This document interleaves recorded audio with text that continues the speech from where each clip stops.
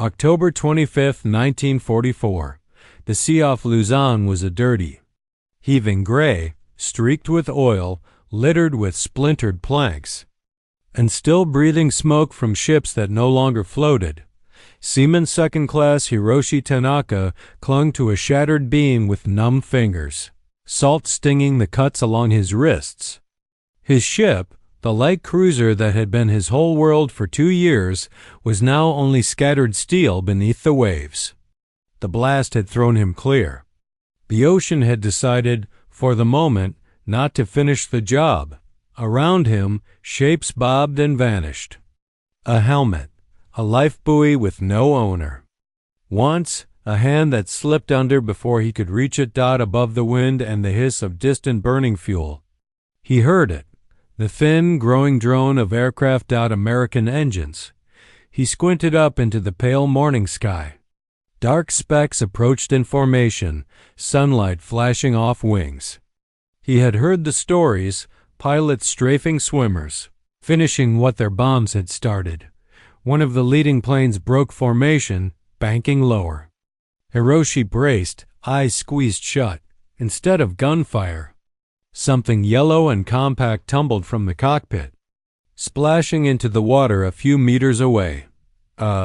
Life raft. To understand why American pilots dropped salvation to a drowning enemy before turning toward his fleet with bombs and torpedoes, we need to return to the brutal, widening furnace of the Pacific War that brought them all to this moment. The Pacific War did not begin with men saving each other. It began with surprise attacks, burning harbors, and the shock of a world suddenly split into 2 massive arcs of power. By the time Hiroshi Tanaka found himself clinging to wreckage in late 1944, the ocean around him had become a graveyard for ships of every nation, a battlefield so vast that survival often depended on chance more than courage. In 1942, the Imperial Japanese Navy ruled the Pacific. Their carrier groups moved with precision and discipline, sweeping across Southeast Asia, crushing garrisons and seizing islands whose names were barely known to American civilians. Japanese sailors like Hiroshi were told they were the heirs of a rising empire, destined to carve out a new oceanic order, but the sea does not respect certainty. The U.S. Navy, still reeling from Pearl Harbor, reorganized with furious speed. Shipyards on the American coast worked night and day, turning out carriers, cruisers, and destroyers faster than Japan could replace losses. New pilots graduated in staggering numbers. And for the first time in history, naval battles were decided not by ships exchanging broadsides, but by aircraft launched from decks beyond the horizon. Carrier warfare changed everything. At Coral Sea, American and Japanese pilots fought and died without ever seeing the enemy fleet through their windshields. At Midway, Japanese carriers burned under waves of bombs dropped by American dive bombers who had flown longer, risked more, and struck deeper than anyone predicted.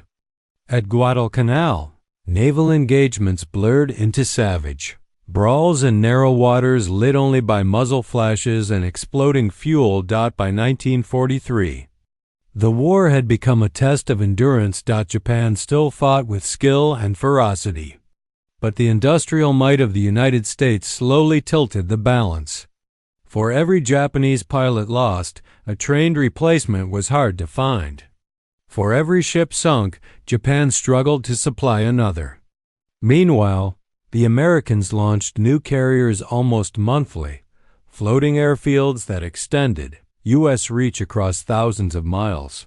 For sailors on both sides, the ocean became a paradox, beautiful and deadly, wide yet claustrophobic, indifferent to uniforms or ideology. It swallowed men with the same ease as it swallowed steel. One truth haunted the Pacific more than any other. If you went into the water, survival was uncertain. Aircraft sank ships so quickly that many sailors barely had time to grab a life buoy.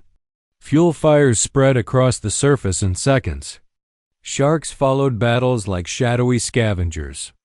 pilots on long flights sometimes, spotted survivors, tiny specks in endless blue. But fuel limitations meant they often had to radio sightings and leave men to their fate. American pilots carried emergency life rafts in their aircraft. They were meant for downed friendly flyers. But war rarely respects such neat distinctions. A man in the water, regardless of nationality, faced the same sun, the same waves, the same slow, tightening thirst, and that truth weighed on the consciences of many pilots who had seen too much dot by mid-1944. The focus shifted toward the Philippines. General Douglas MacArthur had vowed to return, and the U.S. Navy's fast carrier groups prepared to make that promise reality.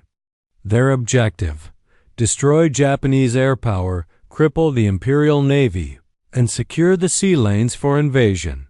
On the Japanese side, desperation grew.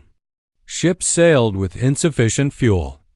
Air groups launched with hastily trained pilots. Yet the orders remained absolute.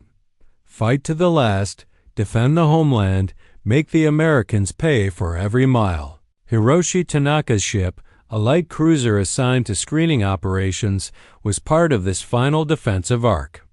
He scrubbed decks, loaded shells, and stood watch through nights where searchlights stabbed the darkness and distant explosions echoed across black water. Meanwhile, on an American carrier hundreds of miles away, Jack Morrell reviewed aerial photos and target silhouettes in the ready room. He had flown missions at Truk, Saipan, and the Marshall Islands. He had seen burning ships, drifting rafts, and the faces of men who knew they might never be found. The stage for their brief, unexpected intersection was set by forces far larger than either of them, and as the Philippines drew the two navies toward one of the largest battles of the war, the sea prepared to decide who would live, who would die, and who would be left floating between the two. By October 1944, the Pacific had become a tightening noose around the Japanese Empire. But in Tokyo, in fleet headquarters, and in wardrooms across the remaining ships of the Imperial Navy, one last hope still lingered. The Philippines. If the Americans seized those islands, Japan's access to vital oil from the south would be cut. The empire would bleed fuel until its tanks ran dry. So when U.S. forces landed on Leyte, the Imperial Navy gathered what strength it had left for a desperate gamble that history would remember as the Battle of Leyte Gulf. For sailors like Hiroshi Tanaka, it was not a name yet. It was simply the operation. Hiroshi served aboard the light cruiser Q's, a trim, fast vessel assigned as part of an escort screen. His days were a rhythm of maintenance and drills, scrubbing decks, swabbing gun mounts, running ammunition drills, and suffocating heat. At night he lay in his narrow bunk and listened to the creak of metal and the distant thrum of engines pushing them toward danger. He had grown up in a small fishing village on Honshu's coast, waking before dawn to help his father haul nets. The sea had always meant life to him. Fish, trade, the horizon holding promise. Now it carried him to battles where the same sea swallowed men and steel without distinction. Official briefings spoke of decisive action and turning back the enemy. Unofficially, rumors seeped through the ranks. American carrier groups were larger than anything they had faced. Their planes were more numerous, their pilots more experienced. Some of the older petty officers muttered in low voices after lights out. "We've waited too long," one said. "They have too many carriers now." Another shook his head. "We are still the Emperor's fleet. Better to die under the rising sun than live to see it fall." Hiroshi pretended not to hear. He thought of his mother lighting incense at a small family altar. He wondered if she would know somehow where he was when the fighting started. On the other side of the ocean, the U.S. Navy's Third Fleet moved like a steel storm front. Its Essex-class carriers forming the heart of fast task forces meant to hammer anything the Japanese sent toward Leyte. Aboard one such carrier, Jack Morrell sat in the ready room, helmet in his lap. Studying a wall of photographs, they showed grainy silhouettes of Japanese ships, battleships with their towering pagoda masts, squat carriers with angular decks, lean destroyers, cruisers bristling with gun turrets. Beneath each image, someone had written key recognition points in chalk. Jack flew a dive bomber, an SB-2C helldiver, temperamental, unforgiving, but lethal in skilled hands. He had learned to trust its quirks, the way it shuddered in a steep dive, the delayed punch of its bomb release. What he trusted more were numbers. Fuel consumption charts, distance to the target area, expected time on station, margin for unexpected headwinds. His squadron had lost men not only to enemy fire, but to the ocean. Pilots who had pushed their luck a few minutes too long and found their tanks dry with no carrier deck in sight. Those men now lived only as names on a list and brief. Awkward silences at dinner. On the briefing board, a line of grease pencil traced the planned route to the day's target, a reported Japanese force moving through the seas off Samar and Luzon. Primary objective, crippling enemy surface forces, the air group commander said. We are to strike hard and fast. Remember your fuel margins. We are not in the business of sightseeing today. There were nods, forced jokes, someone muttering about another turkey shoot that no one quite believed. Jack didn't think about glory anymore. He thought about doing his job, hitting his target, and bringing his crew back to metal decks and bad coffee. On cues, the night before the attack wrapped itself around the ship like damp cloth. Men smoked in small groups near the rail, the glow of cigarettes cupped in calloused hands. The glow was forbidden during strict blackout, but rules bent on the eve of what everyone felt could be their last action. Hiroshi leaned against a bulkhead, eyes tracing the dark outline of a battleship ahead of them. Its massive guns pointed toward the invisible horizon. Do you think we can win? A younger sailor asked him. Hiroshi didn't answer immediately. He remembered the damaged ships limping back to port in previous months, the shortages, the whispers. We will do what we're ordered to do, he said finally. That is our duty. He tried to make the words sound firm. They sounded hollow in his own ears. On the American carrier, fluorescent lights hummed in the ready room. Men studied target maps, tied good luck charms to their gear, folded letters they might never send. Jack wrote a few lines to his wife, banal, almost absurd given the scale of what awaited them, and tucked the paper into his locker. He had seen enemy survivors in the water before, tiny figures waving feebly as his formation passed overhead.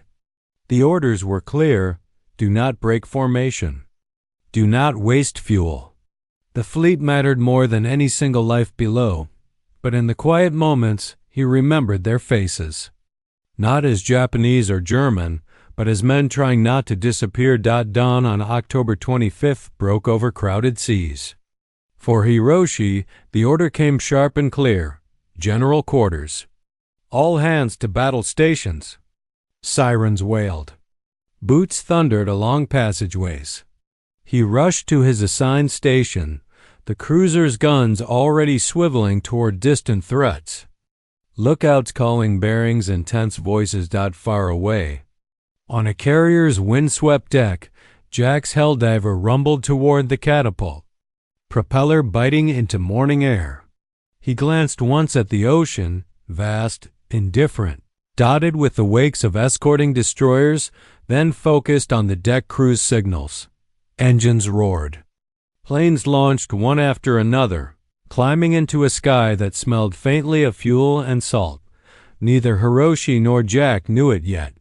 But before this day was over, one of them would be clinging to wreckage, and the other would be forced to choose what kind of man he wanted to be in a war intent on grinding such choices away, long before the bombs fell and the deck pitched under his feet. Hiroshi Tanaka had already been fighting a quieter war. He had not grown up dreaming of battleships and glory. His childhood was the color of early morning mist over the fishing boats, the smell of brine and diesel, his father's hands rough from nets and rope. When the conscription notice came, it felt less like a call to honor and more like the tide, something you didn't resist, only endured. The Navy gave him a uniform, a serial number, and a new vocabulary: duty, sacrifice, honor, and death. In the mess line and the cramped sleeping quarters of queues, those words were repeated until they began to sound like facts. Propaganda posters showed heroic sailors going down with their ships, serene beneath the rising sun. But in the quiet moments, Hiroshi's thoughts drifted back to the feel of his younger sister's hand in his, to his mother bowing at the family shrine, to the way storms at sea could terrify even the bravest fishermen. He understood something the posters did not say out loud. The ocean did not care who you fought for. He had seen what happened when ships burned, men leaping into flame-edged water, oil slicks catching fire, lifeboats crushed by falling debris. He had stood at the rail once and watched distant shapes struggle in the waves after another ship went under. Knowing there were not enough boats, not enough time, he feared dishonor. But he feared drowning more. He was told Americans were ruthless, inhuman. Yet deep down, he suspected that a man clinging to a plank of wreckage did not look so different. No matter which flag once flew over his ship, Lieutenant Jack Morrell wore his squadron patch like everyone else, laughed at the same gallows humor, and listened to the same briefings that reduced enemy ships to tonnage and silhouettes. But the longer he flew over the Pacific, the harder it became to see the war only in lines on a map. His first missions had been simple in theory: find the enemy, drop ordnance, get home. The reality was messier. He remembered one strike in the Marshalls. A Japanese transport hit amidships, flames racing along its deck. As he pulled out of his dive, he saw tiny figures scrambling, some leaping into the water, some not moving at all. A week later, during a routine search flight, his wingman went down with engine trouble. Jack circled as long as fuel allowed, watching the wreckage shrink behind him, forced to turn back while a mayday crackled faintly in his headset. They never found the man or his raft. From then on, every speck in the ocean below carried a question. Command told them to focus on the mission. The war, they said, would be shorter if they did their jobs without distraction. Jack believed that, mostly, but he couldn't erase the image of a single man in the water, waving at aircraft that could not stop. He knew there were pilots who strafed survivors, convinced it prevented those men from fighting again. He also knew of others who, when fuel and circumstance allowed, shoved spare rafts or ration packs out of their cockpits. Toward strangers in the waves. Jack didn't think of himself as a hero or a saint. He thought of himself as a man trying to keep a small corner of his humanity intact while flying in a world designed to burn it away. Commander Walter Briggs, the air group commander overseeing Jack's squadron, did not have the luxury of thinking about single men in the water. His battlefield was a clock, a fuel ledger, and a set of coordinates that could not be missed. From his perspective, every strike was a delicate equation. Launch too early, and your planes arrive alone against a prepared enemy. Launch too late, and the ships you were supposed to protect might already be under attack. Give your pilots too much freedom to improvise, and formation discipline breaks down. Give them too little, and you risk turning them into rigid machines, unable to react when reality veers off the briefing board. Official orders were blunt: press the attack.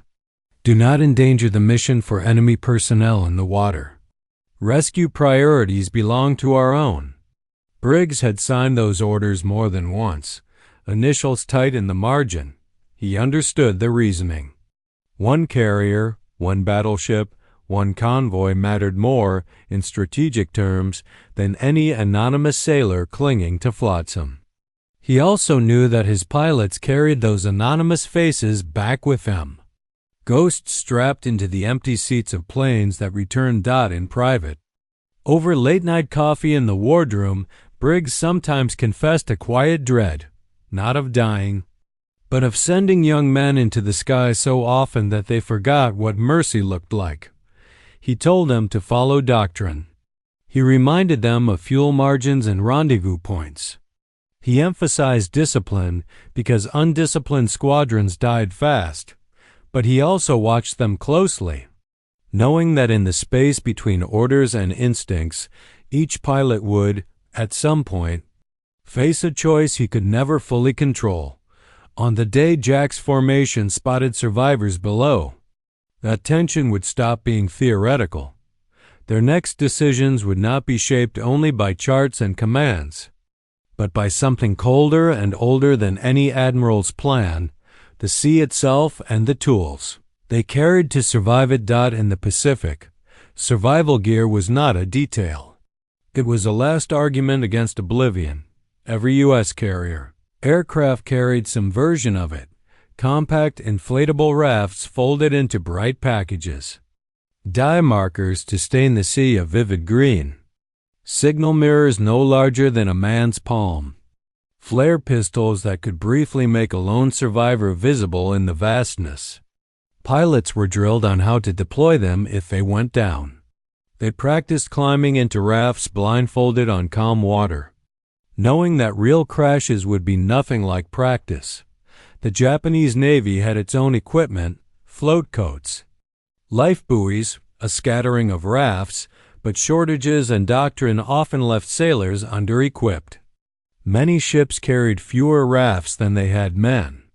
In battle, launch crews were killed, davits jammed, boats burned before they touched water.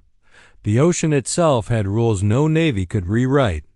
Exposure killed slowly, sun by day, cold by night. Salt sores opened along collars and wrists.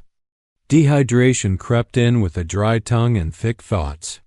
Sharks did not always appear, but when they did, they moved with an eerie patience, circling until strength failed. From the air, a man in the water was almost nothing, a dark dot. An arm waving, a flash of color if he had a life jacket. A raft, though, made him visible.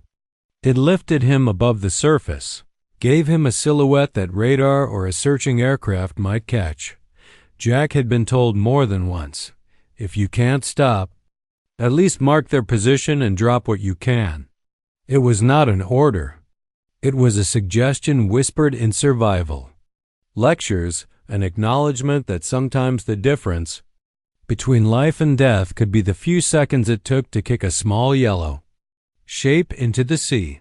Carrier war was governed by something more unforgiving than enemy fire. Timing. Strike briefings were built around fuel calculations, and the movement of fleets spread across hundreds of miles. Pilots were told exactly how long they could search for targets, how long they could orbit, how much time they could spend in a dive before pulling out and turning for home. Seconds are gallons, the navigators reminded them. Gallons are miles. Miles are whether you see your bunk tonight or not. Formation discipline wasn't just about looking sharp on film. It ensured mutual protection, coordinated attack patterns, and a predictable return path for escort fighters and torpedo planes. A single plane drifting off course could force others to adjust, creating gaps the enemy's anti-aircraft gunners could exploit. Because of this, doctrine was clear and cold. Do not break formation for survivors. Do not be drawn off course by wreckage. Observe and report, but prioritize the mission. On paper, it made sense. A delayed strike could miss the enemy fleet entirely or arrive after they had repositioned. A pilot who wasted fuel circling a sinking ship might end up in the water himself, adding one more life to the ocean's ledger. Jack knew all of this. He could recite fuel margins and rendezvous altitudes in his sleep. He respected the logic that had kept his squadron alive through previous campaigns, yet he also knew that the tyranny of time lived in the same cockpit as his conscience. There were no doctrinal paragraphs for what to do when a single pair of eyes in the water locked onto his canopy, silently begging not to be left alone. Stories traveled quietly between squadrons, shared over coffee or whispered in corners of the mess. Someone would lower their voice and say, "Did you hear about the Hellcat pilot off Palau who dropped his spare raft to a Jap in the water?" Another might counter with, "Yeah, well, I heard about the guy who hosed a whole cluster of them with his 50s after they tried to man a gun again." The Pacific War contained both kinds of men. Sometimes both kinds lived in the same person on different days. Officially, there were no medals for mercy toward the enemy. Reports focused on sunk tonnage, destroyed aircraft, successful rescues of friendly crews. The incidentals, the lone raft kicked out of a cockpit, the extra canteen tossed overboard, the brief waggle of wings toward a stranger, rarely made it into the typed summaries. But for the men who made those choices, they never disappeared. Pilots who had strafed rafts often avoided discussing it later, their justifications hardening over time. Those who had helped, even in small ways, carried that memory like a tiny counterweight against the destruction they otherwise dealt. Jack had heard both kinds of stories.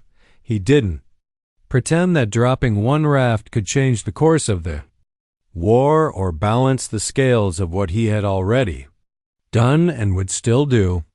He understood that his primary job was to sink ships and break fleets. Yet the idea lodged in his mind, stubborn and quiet.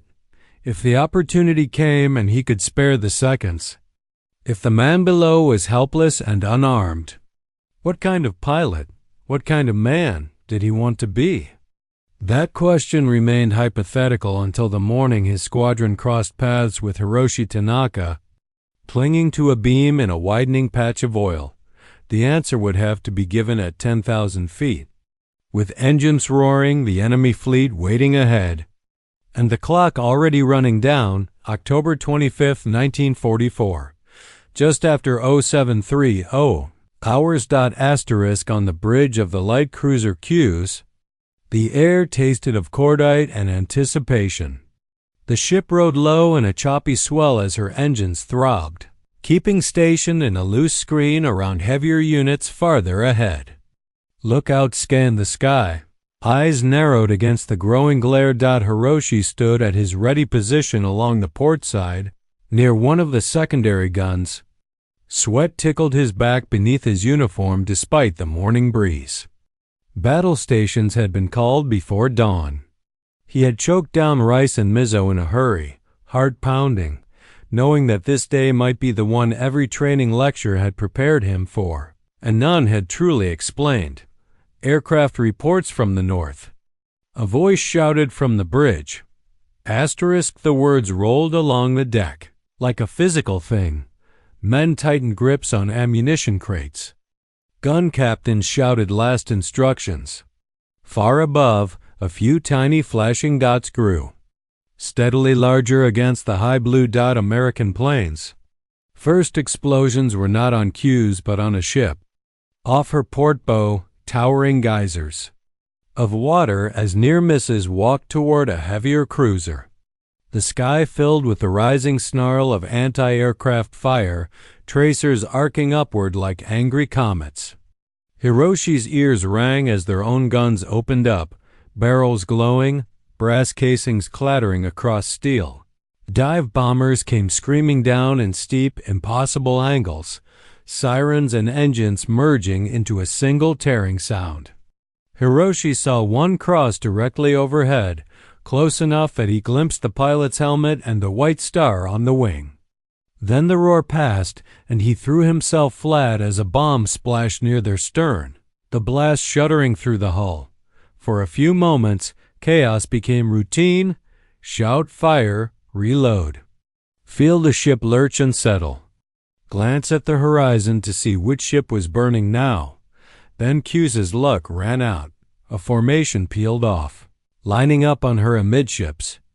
The gunners adjusted, tracers climbing. One of the attacking planes took a hit, trailing smoke as it veered off. But the others stayed locked in. Hiroshi saw the bomb fall as if in slow motion, a dark shape, slipping free beneath the belly of a diving aircraft. Brace! Someone screamed. Impact was a fist driven into the cruiser's side. The deck bucked. A sheet of hot air and smoke slammed into Hiroshi, hurling him backward. The world became noise, the shriek of tearing metal, the roar of burning fuel, the high, thin screams of men who hadn't ducked quickly enough. Water slammed over the starboard rail as cues listed hard. Somewhere deep below, compartments flooded instantly. Lights flickered. A second explosion, whether from ammunition cooking off or another bomb hit, ripped through the superstructure, painting the sky with black smoke and shards of steel. Hiroshi tried to stand and felt the deck tilt under his boots at a sickening angle. Abandoned ship! Abandoned ship! Voices bellowed, overlapping in panic and protocol. He stumbled toward the lifeboat station he'd been assigned in drills, but the davits were twisted, the boat itself half crushed by falling debris. Men clustered there, some trying to wrestle the wrecked boat free, others simply staring at the growing wall of water rising along the listing hull. A wave surged across the deck. Hiroshi lost his footing. For a stunned second, he saw the horizon spin. Gray sea, gray sky, gray smoke, and then the ocean rose up and took him. Cold, crushing, a roar in his ears. The hard slap of debris against his ribs. He surfaced with a gasp. Choking on diesel-tainted water, limbs flailing. Cues loomed above him at an impossible angle. Her underside exposed, screws still churning weakly in the foaming sea. Men slid from the slanting deck, some diving, some simply falling. The bow dipped, then rose once more, a final, stubborn gesture. Before the cruiser began her last, slow roll. Hiroshi swam without direction, driven by sheer animal desperation. A plank bumped his shoulder, a section of shattered railing. He seized it, fingers locking around splintered wood as the sound of the sinking ship filled the world. Metal screaming against itself. In less than a minute, the cruiser that had been his home was gone. In its place, a widening circle of oil and wreckage spread across the surface. Dotted by struggling figures and awful stillness, the air attack moved on. Distant ships still burned, but the immediate storm around Hiroshi eased. Anti-aircraft guns fell silent one by one. The sky, indifferent, remained a hard, empty blue. Time broke into ragged pieces. He didn't know how long he floated there, gripping the plank until his knuckles ached, lungs burning as waves slapped salty water into his mouth. Sounds blurred, distant explosions, the crackle of flame, someone calling for a mother who would never hear. At some point he realized he could see no nearby lifeboats. The few rafts that had managed to deploy were already crowded, men clinging to their edges. Voices argued in hoarse shouts as weak hands tried to grab already overloaded canvas. A helmet bobbed past him, upside down. He recognized the marking on it. The man who wore it wasn't anywhere to be seen. Hiroshi's thoughts narrowed to a single command. Hold on. Hold on until what? He didn't know. A Japanese destroyer might double back. A patrol boat might appear. Or the sea might get tired of letting him breathe. Then he heard it, faint at first, easily mistaken for the rumble of distant guns, engines. He squinted toward the horizon, blinking away stinging salt. Tiny shapes emerged, black against the light. Aircraft in formation, their paths cutting clean lines through the morning sky. These were not the low-diving shapes that had hit cues earlier. They were coming from another direction, higher and more organized. Another wave. Another mission entirely. American planes. The old warning surfaced in his mind. Stories of pilots circling wrecked ships, strafing swimmers to ensure no enemy hand would pull a trigger again. He had never seen it himself, but he had heard enough to believe it. Around him, other survivors noticed too. Some lowered their heads, trying to make their bodies small against the water. Others raised feeble arms, as if instinctively appealing to something beyond orders and animosities. Hiroshi did neither. He simply watched, muscles trembling, as the formation grew larger. One of the planes, a dive bomber, sun glinting off its canopy, shifted position, sliding slightly out of line. It dipped a fraction lower, nose tilting as if the pilot were peering down for a heartbeat.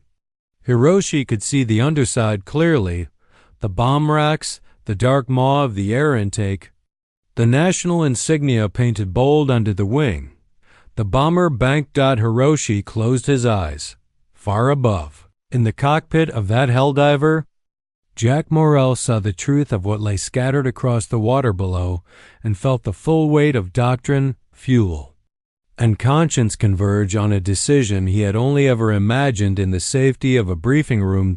From 10,000 feet. The wreckage of Q's looked like a bruise spreading across the sea. Jack Morrell's eyes flicked from his instruments to the water below, then back to the distant horizon where the Japanese task force was supposed to be. The formation droned on, engines synchronized, helldivers and Avengers holding their assigned positions in a loose but disciplined V. Target group reported bearing 085. 30 miles, came Commander Briggs' voice over the radio. Stay tight, gentlemen. We're not sightseeing. Jack should have been thinking about that. About the flak bursts that would greet them, about lining up his dive, about making sure his bomb walked smack into something that could shoot back. Instead, his gaze snagged on a patch of oil-sheened water below, broken by specks that moved. Sir, Jack keyed his mic, hesitation creeping in. There's a lot of debris down there. Survivors. Briggs' reply was immediate, firm. Not our business today. Note position if you can. Press on. Jack knew the script. He'd heard it before. Hell, he'd spoken it to younger pilots himself. But then one speck stopped being just a speck. A swell rolled, lifting a shard of broken railing with it. Jack saw a man clinging to it, bareheaded, soaked, uniform dark with oil. For a second, the sailor's face turned upward, features sharp against the pale water. Even from this height, there was something unmistakable in the way those arms clung to the wood. Not a gun crew. Not a swimmer trying to reach a still floating boat. Just a man trying not to disappear. Jack, tighten it up, his wingman, Ensign Daly, called over the internal channel. You're drifting wide. Jack realized he'd let his plane slide a few yards out of true. He nudged the stick, easing back toward position. The formation held its course. The man in the water remained below, staring up at a sky full of enemies. Jack's jaw tightened. In the helldiver's cramped rear seat, his radio man gunner, Petty Officer Lewis Lou Carter, had seen it too. There's a lot of them, Lou said quietly over the intercom. Poor bastards. Keep your eyes forward. Jack replied automatically, then didn't. His hand moved almost before his mind caught up. He pushed the nose down a fraction, just enough to break the perfect plane of the formation. His helldiver slid lower, engine note changing pitch. Above and to the side, another plane waggled its wings in irritation, giving him space. On the main radio circuit, Briggs' voice sharpened. Blue 2, what the hell are you doing? Maintain altitude. Jack swallowed. Just a minor adjustment for turbulence, sir, he lied. I'll be back in slot in 20 seconds. He pulled the canopy latch, cracking it open against the slipstream. Wind clawed into the cockpit, slamming at his goggles, tugging at his oxygen mask. The helldiver shuddered in protest. Lou yelped behind him. Skipper, what are you? Hang on, Jack snapped. Get the raft loose now. They both knew what he meant. Every helldiver carried an emergency raft pack accessible from the rear seat, meant for them. in case this very flight ended in a smoking splash. Lou hesitated only a heartbeat, then tore at the strap securing the yellow bundle. "You know he's not one of ours," Lou said, voice tight as he wrestled it free. "You know what they'd do to us if they had the chance." "Yeah," Jack said. "I also know what the ocean does to a man with nothing under him." The formation drifted ahead, beginning a shallow turn toward the reported position of the Japanese fleet. Jack's helldiver lagged now, carving a slightly lower arc dot below. The world shrank to ripples and scattered wreckage. Jack spotted the same sailor again. Closer now, his face distinct, features drawn tight with exhaustion and fear. For a split second, their eyes lined up through the canopy glass and the thinning air between them. The sailor flinched, tightening his grip on the plank. Jack could almost feel the man's thought, unspoken but clear. "This is how it ends. Raft ready." Lou shouted. Jack rolled slightly, bringing the helldiver banked over the man. At the right moment, with the right angle, a dropped bundle might actually hit close enough to grab. He shouted over his shoulder. "On my mark. 3, 2, 1 now." Lou muscled the raft pack out of its bracket and shoved it hard against the open canopy gap. The slipstream seized it instantly, ripping it from his hands. For a second, the yellow shape clung to the airflow alongside the fuselage, then flipped free and tumbled down, end over end. Toward the speck in the water dot from Hiroshi's perspective, the plane roared overhead like a low-flying storm. He saw the dark underbelly, the spinning prop, the faint outline of a pilot's face behind glass, and then something dropped, not fire, not metal. A bright yellow shape slapped the water a short distance away, bounced once, then began to unfurl, hissing as compressed gas filled hidden chambers. An inflatable raft took shape, rocking in the swell, its color impossible to miss against the gray. For a moment, Hiroshi simply stared, unable to trust the sight. The same enemy he had been trained to hate had just thrown him a lifeline. "Blue 2, rejoin now." Briggs' voice snapped in Jack's headset. There was no mistaking the anger. Jack didn't answer immediately. He watched just long enough to see the man in the water start to paddle toward the raft, movements weak but determined. "Blue 2, do you copy?" The commander's voice came again, clipped. Jack hauled back on the stick, closing the canopy fully. Wind noise dropped, replaced by the steady drone of the engine. "Blue 2 rejoining," he said at last. "Minor deviation corrected." He advanced the throttle, the helldiver shivering as it clawed back toward formation. Fuel gauges stared back at him, their needles a reminder that nothing they did was free. Lou exhaled a long breath behind him. "You're gonna catch hell for that." The radio man muttered. "Probably," Jack replied. "But if I ever go in, I'd like to think somebody up there might forget the rules for 10 seconds. By the time they reached the main body of the strike force, his temporary drift had become just one more asymmetry in a sky full of moving pieces. The Japanese ships appeared ahead as thin gray lines that hardened into hulls and superstructures as the formation descended. Radio calls snapped back and forth. Targets were assigned. Flak began to blossom in black puffs, then in brilliant orange streaks as heavier guns spoke. Briggs' voice cut through the chaos. "All blue elements, commence attack. Dive angles as briefed. Make your first pass count." Jack pushed his nose over. The world tilted. The helldiver dropped, engine screaming, wind hammering the canopy. The Japanese cruiser in his sight picture grew rapidly. Deck lines converging toward the point he had chosen just ahead of the bridge, where a hit could cripple command and communication. Tracer fire reached for him, red and white threads stitching the air. He rode the dive down, making micro-corrections, mind split between instruments, angle, speed, and the memory of a yellow raft bobbing in the wake of a dead ship. Steady. Steady? Lou's voice was a strained murmur. Jack's thumb tightened on the bomb release. Now?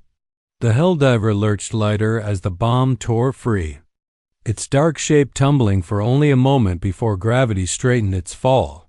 Jack hauled back, G-forces crushing him into his seat. The ship flashed beneath them, details sharp for an instant, a flurry of scrambling figures, gun crews tracking other incoming planes, waterlines scarred by earlier hits. A heartbeat later, a column of water and flame erupted along the cruiser's side. Jack didn't wait to admire it. He rolled hard, skimming through a lattice of flak and bolt-straight tracer fire, then clawed for altitude, joining the chaotic swirl of aircraft pulling out of their dives. Around him, the sky was a mess of smoke trails, rising geysers, and the gleam of sunlight on wings. Ships burned. Others tried to turn away, wakes foaming white dot far behind. Over the patch of ocean where Q's had died, a small yellow raft drifted alone, rocking on swells that did not care about flags or fleet stat in the cockpit.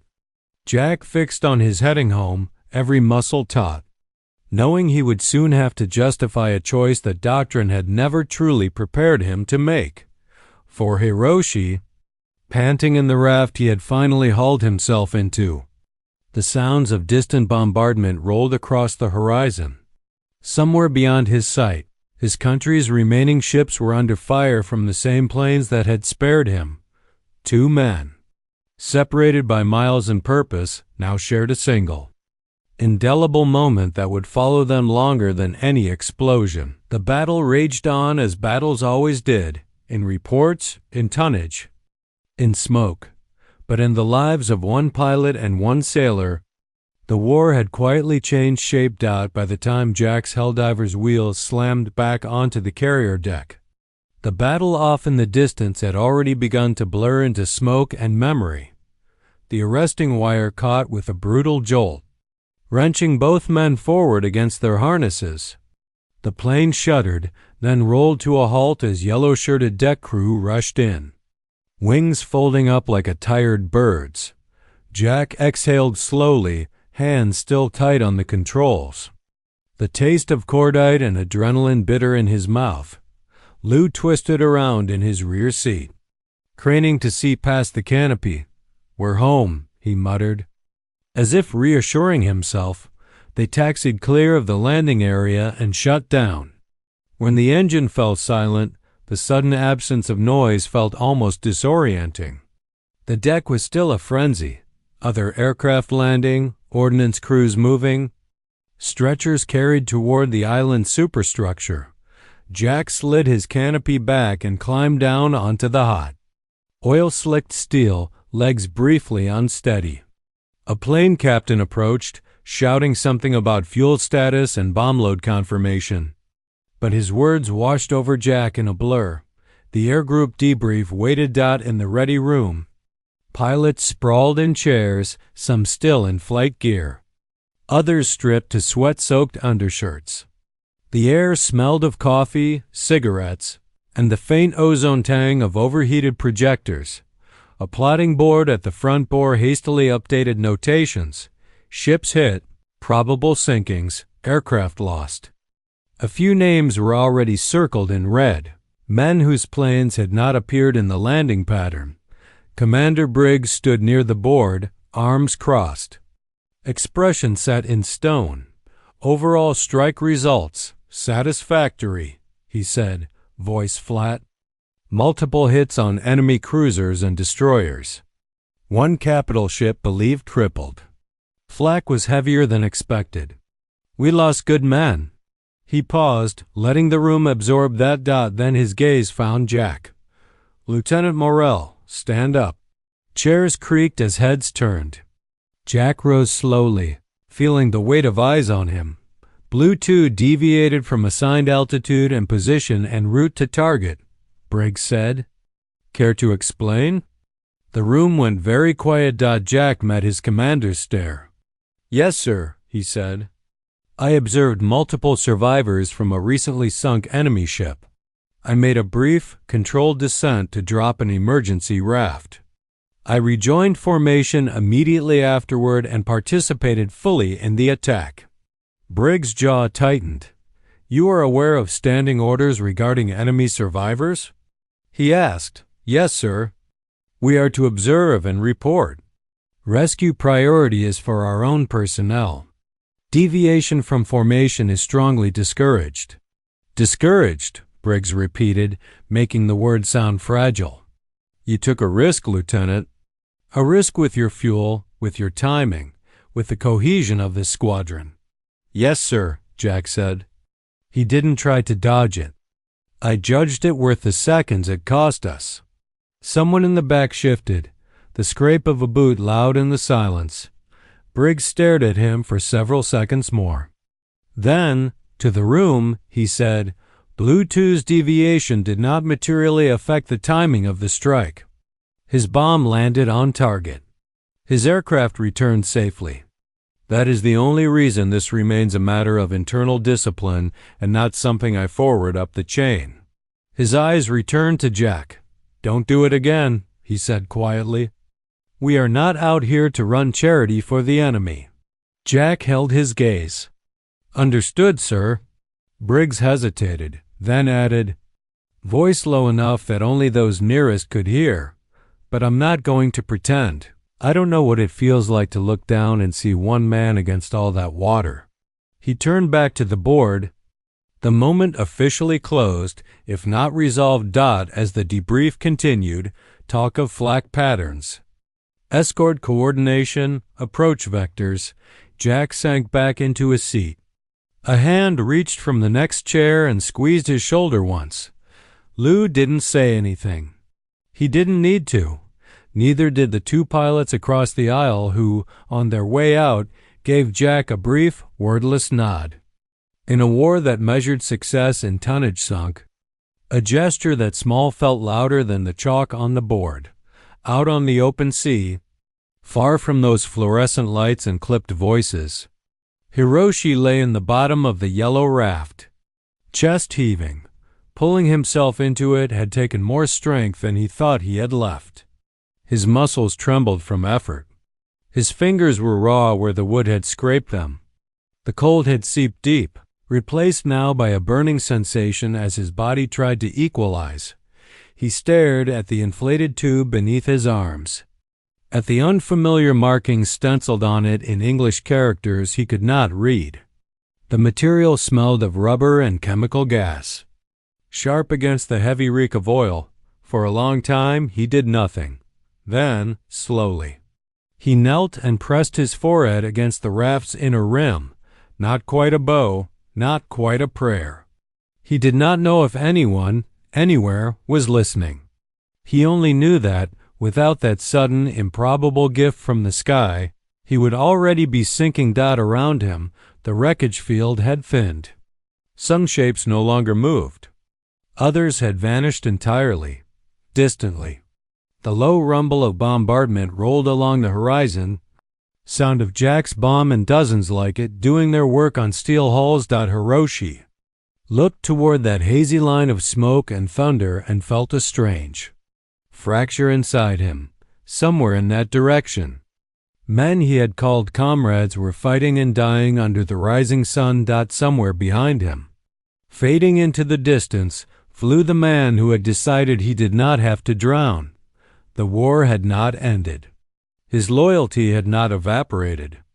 But the certainty that all Americans were merciless monsters had cracked in a way no leaflet or lecture could have managed. After a while, he forced himself to check the raft's small inventory pouch, finding a water tin, a packet of biscuits, a flare. His hands shook as he unscrewed the tin and drank carefully, knowing each swallow was a day's worth of survival spent in seconds. The ocean stretched in every direction, endless and unchanged. Yet for Hiroshi and Jack, separated by miles of water and the hard metal of their respective machines, this day would never be just another line in the battle reports. For both of them, the war now had a human face attached to it, one seen from above, one seen from below. each remembering the other framed against sky and sea in the official histories of the Pacific War. October 25, 1944 is not remembered for a single raft. Dropped into the sea, it is remembered for the vastness of Leyte Gulf, for battleships firing in the dawn, for carrier planes striking again and again, for Japanese surface forces breaking, retreating, or sinking in columns of fire and steam. It is catalogued as tonnage lost, carriers crippled, destroyers gone, and the strategic conclusion that the Imperial Navy ceased to exist as a coherent fighting force. Afterward, on charts and in staff studies, men like Jack Morrell and Hiroshi Tanaka appear only as numbers. One pilot among hundreds, one sailor among thousands, but wars are lived in smaller units than that. Months later, as the war rolled on toward Iwo Jima and Okinawa, Jack flew more sorties. He took flak holes in his wings, lost friends in messy, unexplained silences, and watched the Japanese keep fighting even as their fuel ran out and their ships dwindled. He never dropped another raft for an enemy sailor. Part of that was circumstance. Targets shifted closer to the home islands, battles grew fiercer, missions tighter. Time margins shrank. Once, he flew past a downed American fighter, the pilot waving frantically beside an orange dinghy, and he felt the deep, cold stab of helplessness that came with knowing there was nothing he could do except pass the position to the rescue squadron and keep going. The war had its own gravity, and it pulled hard, but the memory of that morning off Luzon did not fade. Sometimes, in the dark quiet of his bunk, the images came back with painful clarity. The gray slick of water, the lone figure clinging to wreckage, the way the yellow raft had bloomed on the surface like a stubborn piece of hope. He never told the story in full during the war. In the ready room, it became a half-joke, something Lou would nudge him about with a wry grin, our resident humanitarian, before they both moved on to bomb loads and dive angles, only after the war. When he was older and the world had turned to other dangers, did Jack tell it properly. Not in speeches or books, but across tables and dim bars, to other veterans who understood how a single decision could haunt you more than a dozen missions flown exactly by the book. I don't know if he lived, Jack would admit, staring into his drink. But I know he had a chance. In that war, sometimes a chance was the best any of us could offer each other. For Hiroshi, the days after the sinking blended into a blur of light, thirst, and drifting. He rationed the raft's water, bit off pieces of biscuit that turned to paste in his dry mouth, and watched the sun climb and fall. At night, the sky filled with stars so sharp they seemed carved into glass. He listened to the creak of the raft seams, the slap of waves, the distant grumble of battles he could no longer see. Once, a distant column of smoke marked where some other ship had met its end. He could not tell if it was Japanese or American. At that distance, all wrecks looked the same. On the second or third day, he had lost track. A shape finally appeared on the horizon. A low, gray hull. A single funnel. He blinked salt and exhaustion from his eyes, trying to read its flag. It didn't matter. Whoever they were. They pulled him out of the raft and onto a steel deck that smelled of rust and sweat and wet rope. Hands in unfamiliar uniforms grabbed his arms. Voices barked orders. Someone pressed a canteen to his lips, and he drank too fast, coughing as water spilled down his chin. He survived. Whether he finished the war in a Japanese hospital ward or in an American POW compound is almost secondary. What mattered for him was that when he lay awake at night years later, as Japan rebuilt, as neon signs rose where blackened ruins once stood, one memory cut through all the others: the silhouette of an American plane overhead, the certainty of death, and the moment that certainty broke when a yellow raft hit the water instead of bullets. When his children asked about the war, He did not talk much about tactics or battleships. He told them that the sea was merciless. That war was worse, and that once, in the middle of it, a man who had every reason to let him drown did not dot in archives and encyclopedias. The Battle of Leyte Gulf remains what it must be, a clash of fleets, a decisive step in the collapse of the Japanese Empire, a demonstration of carrier air power at its peak. Incidents like a single raft dropped to an enemy sailor seldom appear in the margins. At most, they show up as a line in a forgotten combat report or a paragraph in a memoir that sold a few thousand copies and went out of print. But wars are carried forward not only in history books, but in the private compasses of the people who survived them. For Jack, the raft became proof that he had not entirely surrendered his capacity for mercy to the machine of war. For Hiroshi, it became proof that the stories he had been told about Americans were incomplete, that even men flying out to kill could choose, in one small moment, to let a stranger love. The fleets moved on. The shells were fired. Flags rose and fell, somewhere between them. A scrap of rubber and canvas rode the Pacific swells, bearing a single human being who should, by all the logic of war, have already been dead. In a conflict defined by industrial-scale destruction, that fragile, unrecorded act of grace was its own kind of quiet victory. When historians describe the Pacific War, they speak in terms of fleets and nations, tonnage sunk, firepower exchanged, strategies that stretched across thousands of miles. They tell of breakthroughs and disasters, victories and defeats, commanders and campaigns, but the ocean remembers. Differently. It remembers the individual outlines of men clinging to wreckage. It remembers voices swallowed by waves. It remembers, too, the moments when someone chose to break the script of destruction, even briefly, to offer a stranger a chance at life. The story of a Japanese sailor and an American pilot did not alter the course of the war. It did not appear in dispatches, nor did it shape the grand decisions made in strategy rooms. It lived instead in the quiet corners of memory, in the space where conscience whispers louder than orders.